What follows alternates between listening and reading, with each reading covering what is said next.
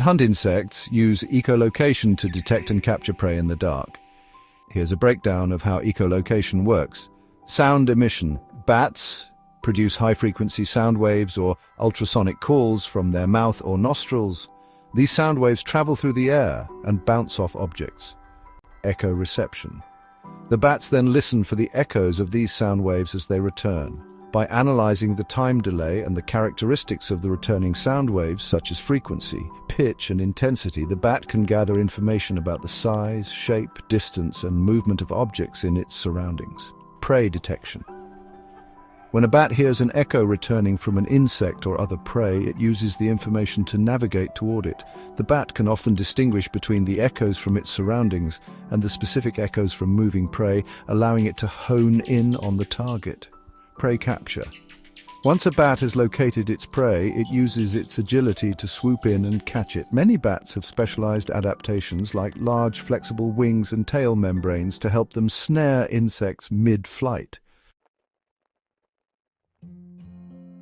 While most insectivorous bats use echolocation, some larger species, such as fruit bats, also known as megabats, rely more on their keen sense of sight and passive listening to locate food, typically fruit or nectar.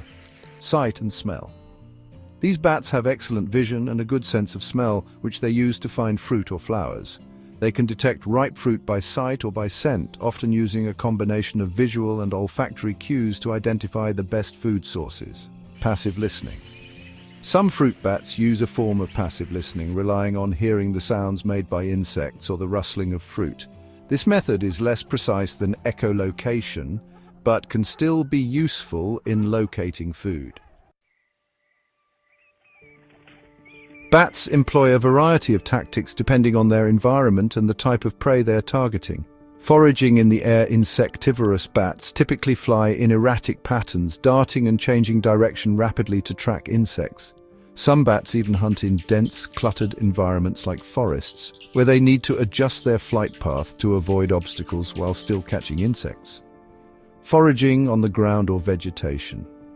Fruit bats and nectar-feeding bats may not need to rely on flight as much. They often use their sharp sense of smell to locate fruit or flowers and land on them to feed. Hunting groups.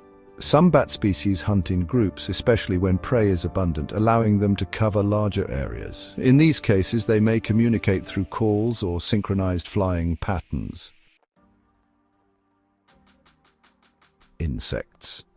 Insect-eating bats are often responsible for controlling insect populations. Their primary prey includes moths, beetles, flies, and mosquitoes. They may use a combination of hunting techniques, including trailing flying insects or hunting at specific times when insects are most active, such as at dusk or dawn. Fruit and nectar. Fruit bats or megabats feed primarily on fruit, such as figs or berries, and nectar from flowers. They are critical pollinators, and their feeding behaviors help in the pollination of many plant species. Blood. A few species of bats, like the vampire bat, are known for feeding on the blood of larger animals.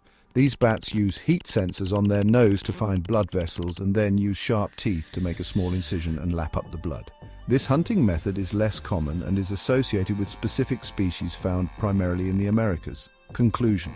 In summary, bats are highly specialized predators that employ a variety of hunting techniques based on their species and diet.